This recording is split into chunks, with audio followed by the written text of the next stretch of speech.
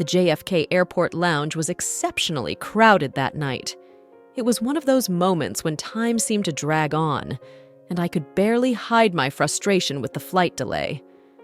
I was on my way to Rome, eager to return to work after a brief conference in New York.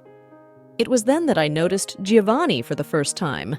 He was sitting a few chairs away, absently fiddling with the camera, checking the pictures in his viewfinder. That concentrated, almost passionate look at what he was doing caught my attention. As a lawyer, I was used to seeing impassive faces masked by the rigidity of the legal world. But Giovanni was different. There was a softness to his features, a kind of lightness that immediately intrigued me. "Are you a photographer?" I asked, trying to break the ice. Giovanni raised his eyes and smiled, a smile that brightened the atmosphere. "Yes, I am a fashion photographer. And you, what do you do?" "I'm a lawyer. I work in Rome," I replied, feeling an unexpected sense of comfort as I spoke to him. "Rome! What a wonderful city. I've been there a few times for photo shoots," he commented, putting the camera in his backpack. "And what does a lawyer from Rome do in New York?" I explained about the conference and how my flight was delayed, as was his. Giovanni laughed and suggested we explore the airport together to pass the time. Initially, I hesitated, but something in his gaze made me trust him. And so, we started walking around the airport, drinking coffee and sharing stories from our lives. Every story he told was a window into a world I had never known. Photographs in exotic locations, encounters with famous models, and the constant search for the perfect image. On the other hand, I talked about the challenges of being a lawyer in Rome, the complicated cases, and the long hours. Giovanni listened intently, and I felt that he really cared about what I said. "Photography is like capturing a moment of magic," he said at one point, as we sipped a cappuccino in one of the airport cafes. "Each click is an attempt to eternalize something that would otherwise be lost in time." "I understand what you mean," I replied. "In my work, I'm always trying to find the truth in the midst of so many lies. Maybe, in some ways, we're similar." He smiled again, that smile that was beginning to disarm my defenses. "You're right. And you know, Rochelly, this conversation of ours is one of those magical moments." As the night wore on, I felt a growing connection with Giovanni. It was as if time had stopped and JFK Airport had become a small universe of our own. We laugh, we argue, we dream. And for a brief moment, I forgot all the worries and responsibilities that awaited me in Rome. When the announcement of my flight finally sounded, I felt a pang of sadness as I realized that moment was coming to an end. Giovanni seemed to feel the same way, and we headed to the boarding gate together. "It was an amazing night, Rochelly," he said, holding my hands. "I will never forget her." "Neither do I, Giovanni," I replied, feeling my eyes water. "But then what?" He thought for a moment, then said with a determination that surprised me, "We will meet in Paris next year on the same day and time. What do you think?" The idea was impulsive and somewhat unrealistic, but something inside me wanted to believe that it was possible. "I accept," he said, smiling. We said goodbye with a tight hug, and as I walked to the boarding gate, I looked back one last time. Giovanni was there, waving and smiling, and I knew that somehow that meeting at JFK had changed something inside me. I got on the plane with a light heart and a promise in the air. Paris, a year later. It was a crazy promise, but maybe, just maybe, fate had something special in store for us.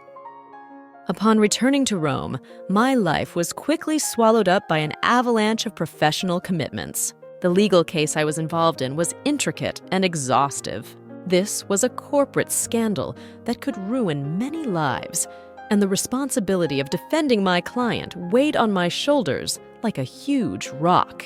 Hours in the office stretched into the wee hours of the morning, and weekends became an extension of working days. Meetings with clients, document reviews, and strategic meetings left me practically no time to breathe. I remember one particularly tiring evening when I sat in front of my computer, my eyes burning with fatigue. The image of Giovanni arose in my mind like a lonely lighthouse in the midst of a storm. I thought about the promise we made at JFK Airport to meet again in Paris the following year, and for a brief moment, a smile escaped my lips. Is he thinking of me too? I asked myself before being interrupted by a knock on the door. Rochelly, do you have a minute? It was my colleague, Marco, a brilliant lawyer who always seemed to be in control of everything. Of course, Marco, go inside. He came in and settled into the chair in front of my desk. I just wanted to discuss some points of the case. I know it's late, but it's important. I nodded, trying to push Giovanni away from my thoughts and focus on the reality that surrounded me. Marco began to detail some strategies, and I absorbed every word. But a part of my mind kept wandering where Giovanni would be at that moment. Meanwhile, in Milan, Giovanni faced his own challenges. The life of a fashion photographer might seem glamorous, but he dealt with a demanding boss and relentless deadlines. The photo shoots were intense, and the pressure to capture the perfect image was constant.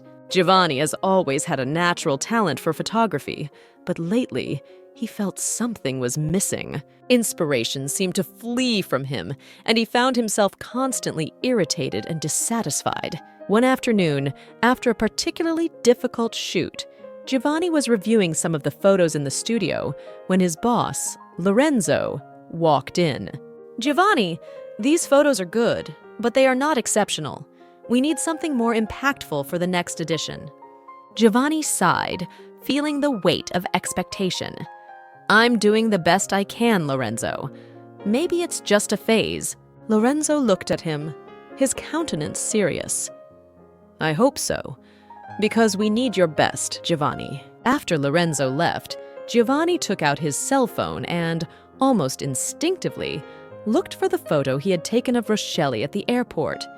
It was a simple portrait, but it captured his essence inexplicably.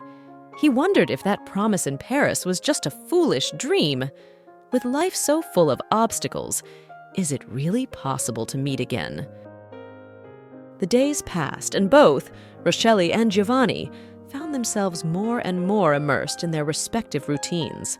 The promise of Paris seemed more and more distant and unreal, but the thought of each other never left their minds completely. Even with all the difficulties, a spark of hope remained lit, fueled by the memories of that unexpected and profound encounter at JFK Airport. On a cold winter evening, as I was returning home after another long day at work, I decided to walk a little through the streets of Rome.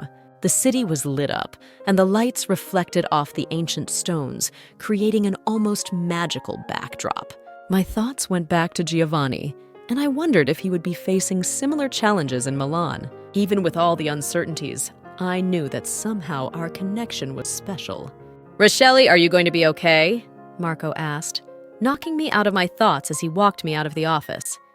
Yes, Marco, I just need some fresh air to clear my mind. He smiled, understanding. If you need anything, I'm here. I thanked him and continued my walk, lost in thought about the promise we made. Would Giovanni also be thinking of me now? The reality was harsh, but the hope of a reunion in Paris still shone in my heart. Paris has always been a city that evoked dreams and promise, but that year, it seemed like an increasingly distant destination. Back in Rome, my life turned into a roller coaster of ratings, deadlines, and commitments. It was hard to find a moment to even breathe, let alone dream of romantic reunions. However, Giovanni was never far from my thoughts. It would come up at the most unexpected times, like when a customer mentioned a trip to New York, or when I passed a cafe that served cappuccino similar to the one we had together at JFK Airport. Marco, my coworker, began to show an interest that went beyond the professional. He was charming, thoughtful, and in a way filled the void Giovanni had left. Our conversations were light and fun, and he always knew how to make me smile, even on the most difficult days. One evening, after an important victory in court, he invited me to dinner. Rochelly, You deserve a break, he said with a smile that lit up his face. Let's go out to dinner, just the two of us. What do you think? I hesitated for a moment, but eventually accepted. I needed some normalcy in my life. During dinner, Marco was the perfect gentleman, and for a brief moment I managed to forget Giovanni. But only for a moment. As soon as I returned home, the image of Giovanni, with his mischievous smile and sparkling eyes, again haunted me. Meanwhile, in Milan, Giovanni also faced his own challenges. He was involved in a romance with Sofia, a stunning model with whom he regularly worked. Sofia was everything any man could wish for: beautiful, smart, and fun. However, even when they were together, Giovanni felt that something was missing. "Giovanni, you are distant," Sofia said one evening after a particularly tiring photo shoot. "What's going on?" He sighed, running his hand through his hair in a gesture of frustration. "It's not you, Sofia. Just me. I can't stop thinking about someone I met a year ago." Sofia looked at him with a mixture of understanding and sadness. "Rochelly, right?" Giovanni nodded, surprise stamped on his face. "How do you know?" "You talk about her when you dream, Giovanni. Not much, but enough for me to know she's important to you." That conversation was a wake-up call for Giovanni. He knew he needed to move on, but the memory of Rochelly was too strong to ignore. He decided to end things with Sofia, explaining that it would not be fair to continue with her while his heart belonged to someone else. "We both deserve someone who loves us completely," he said, trying to be as kind as possible. Sofia nodded, tears in her eyes, but understanding in her heart. "I hope you find her, Giovanni, and make her worth it." Back in my routine in Rome, Marco and I started spending more time together. He was a welcome distraction, but even in the most intimate moments, my thoughts often returned to Giovanni. It was as if a part of me was stuck in that airport lounge, waiting for a reunion that might never happen. "We could be a great duo, Rochelly," Marco said one night as we walked through the Tiber. "Have you ever thought about it?" I smiled, trying to hide the confusion in my eyes. "Yes, Marco, I've thought about it." But the truth was, no matter how hard I tried, I couldn't give myself completely to him. Giovanni and I had something special, a connection that could not simply be forgotten or replaced. Time passed, and the promise of Paris seemed more and more distant, but hope still burned in my heart. Perhaps somehow fate gave us another chance. Upon receiving the promotion proposal, I felt my heart race. The opportunity to work temporarily in Paris was an old dream, but beyond that, it rekindled a flame of hope that I had been trying to stifle for the past few months. The complicated affair that had consumed me in Rome was finally coming to an end, and the prospect of a change of scenery seemed a just reward. However, Giovanni's memory was never completely erased. The promise of meeting in Paris remained alive in my mind, even as I tried to rationalize that it was just a daydream of a magical night at JFK. After accepting the promotion, I began to prepare my move to Paris. Among the boxes of documents and clothes, a photo of Giovanni that I secretly took at the airport fell out of one of the books. I took the picture and sat on the bed, remembering our conversation and how his eyes sparkled when talking about his passions. "Does he still think of me?" I whispered to myself, feeling a twinge of uncertainty.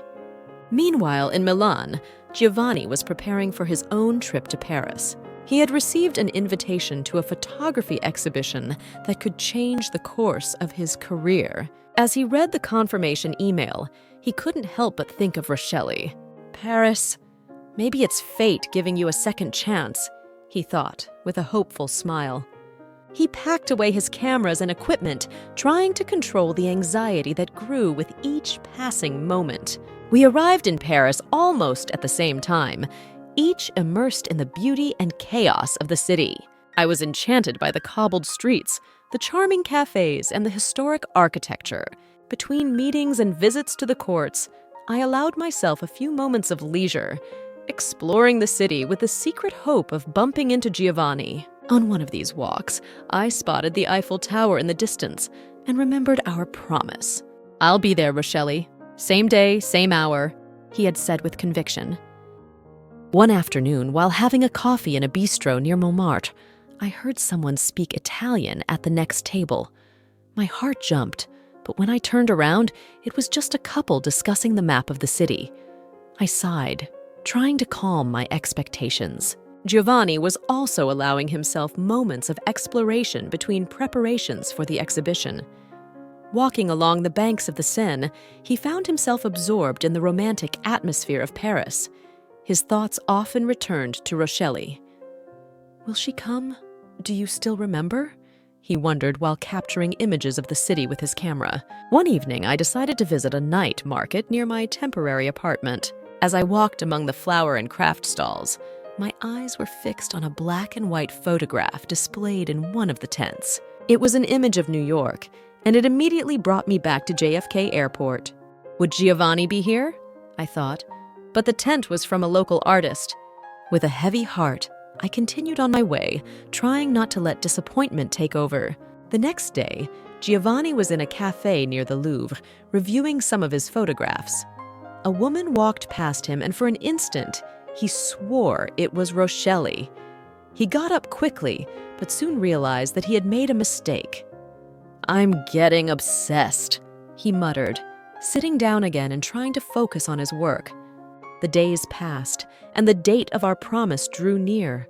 I found myself in a mix of anxiety and hope, torn between the desire to meet Giovanni again and the fear that he would not appear. One evening, watching the sunset from the top of Montmartre, I closed my eyes and made a silent request: "May fate unite us again." Giovanni, in turn, was finalizing preparations for his exhibition. The event would be on the same day and time he had promised to meet Rochelly. With a racing heart, he decided that no matter what happened, he would go to the agreed place. "If she's there, we'll know it was meant to be," he told himself, feeling a mixture of nervousness and excitement. Paris, with its winding and magical streets, seemed to conspire for our paths to cross. And while each of us faced our own demons and hopes, the promise of a meeting by the Seine remained as a light at the end of the tunnel. I was anxious but hopeful as I walked the streets of Paris.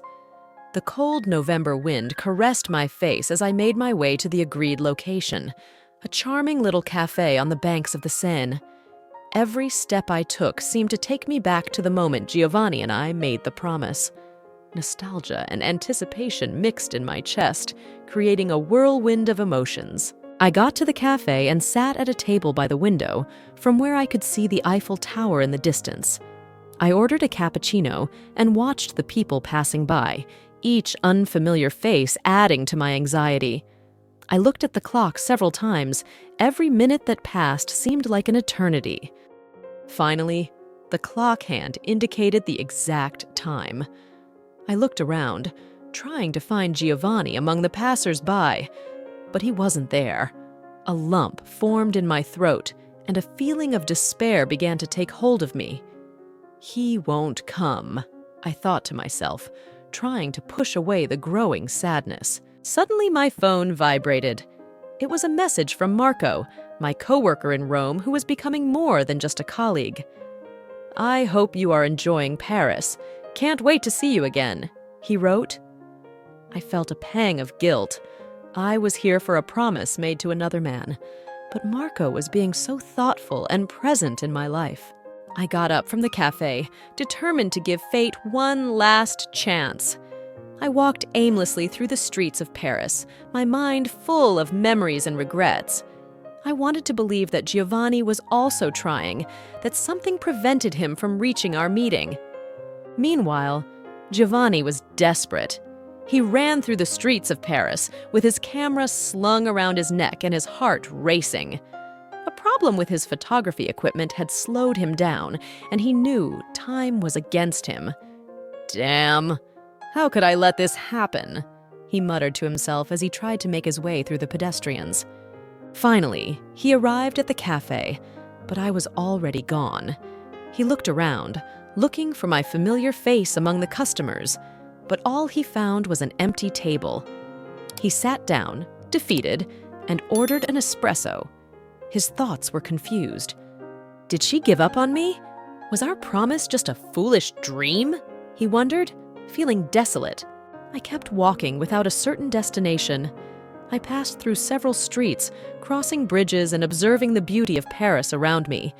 But everything seemed empty without Giovanni. Every corner reminded me of our unfulfilled promise, and the pain of disappointment was almost unbearable. Finally, I stopped at a park and sat down on a bench. I looked up at the gray sky and took a deep breath, trying to find some peace. My mind was a whirlwind of conflicting thoughts and feelings. Maybe it was a mistake to believe in fate, I thought, feeling a tear run down my face. Meanwhile, Giovanni was still in the cafe, trying to find a way to locate me. He knew Paris was big, but he didn't want to give up. He stood up, determined to find me, even if it meant scouring every corner of the city. He paid the bill and left, with a heavy heart but a small flame of hope still burning within him.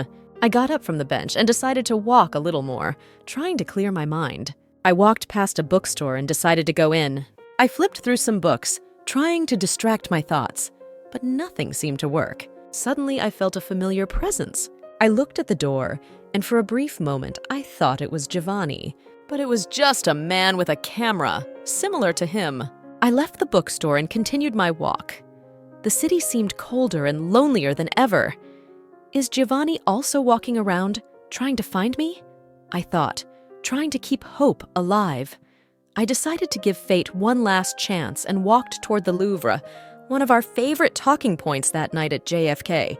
As I approached the glass pyramid, I felt a mixture of hope and fear. What if he's there? What if he's not? I thought, my heart beating fast. Every step I took felt like a step into the unknown, but I knew I needed to try. Giovanni, on the other hand, was in a race against time. He scoured various sites, asking people if they had seen a woman matching my descriptions. Each refusal increased his despair, but he did not want to give up. He knew that somehow our destinies were intertwined. Finally, I got to the Louvre and looked around. The place was full of tourists, but no sign of Giovanni. I sat on a bench and watched the pyramid, trying to find some solace in the beauty of the architecture. Maybe it was a mistake to believe in fate, I thought again, but a part of me still wanted to believe. Giovanni arrived at the Louvre shortly afterwards, exhausted and despondent.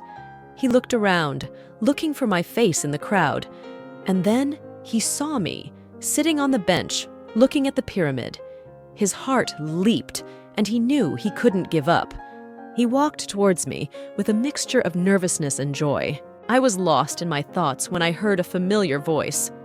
"Rochelle?" he said, his voice full of emotion. I looked up and saw Giovanni standing there, his breath panting and his eyes shining with hope.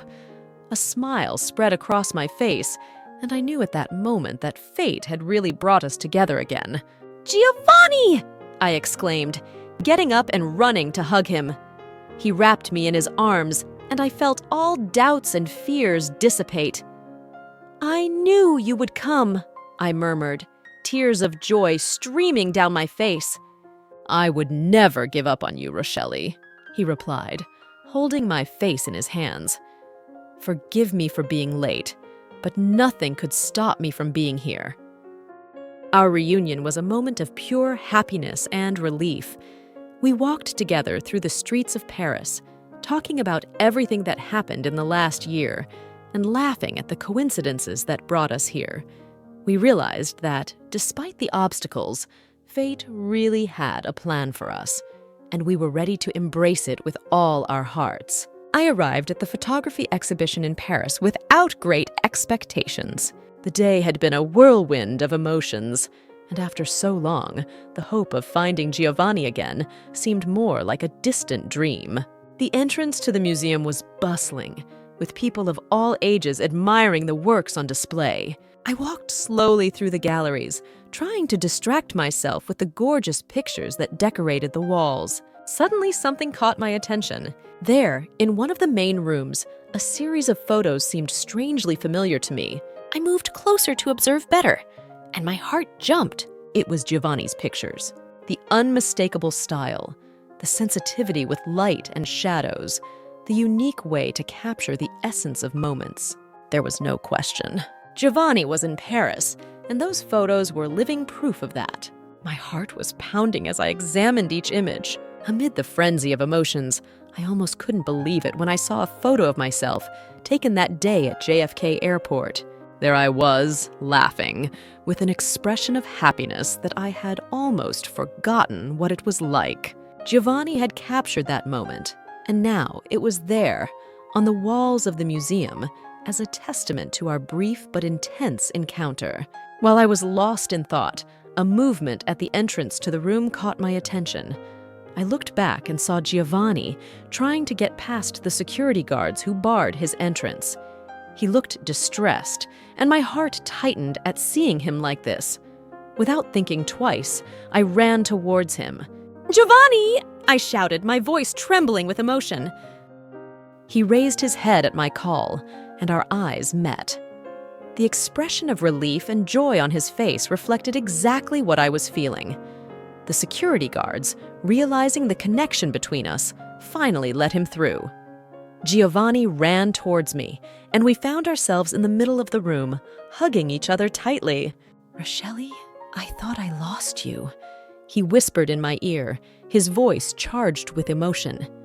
"Me too, Giovanni, me too," I answered, feeling the tears flow down my face. We stood there, embraced, for a time that felt like an eternity. The people around us went on with their lives, but for us, time had stood still. Finally, we pulled away a little, just enough to look each other in the eye. "I saw your pictures," he said, trying to contain his emotion. "They're amazing, Giovanni. You captured such special moments. You have always been my inspiration, Rochelly. Since that day at the airport, I've never stopped thinking about you. I knew we had something special, something worth fighting for." "Me too, Giovanni. Even with the distance, the challenges. I never forgot you." He pulled me closer, our faces only inches apart. "We promised to meet in Paris, and here we are. Perhaps fate really conspired in our favor." I smile, feeling a wave of happiness wash over me. "Looks like it. Now what are we gonna do?" Giovanni held my face gently, his eyes shining with a mixture of love and determination. "Now, let's enjoy every moment together. Let's discover Paris and rediscover each other. And this time, we won't let anything separate us." I nodded, feeling a new hope bloom within me. We were together, finally, and nothing else mattered. The City of Lights, with all its magic and charm, would be the perfect setting for our reunion, and, who knows, for the beginning of a new story together. As we left the museum holding hands, a sense of peace and joy washed over me. Giovanni and I had overcome adversity, and now we were ready to write our own chapter, without fear, without hesitation. Paris awaited us, and with it, all the possibilities of a bright future.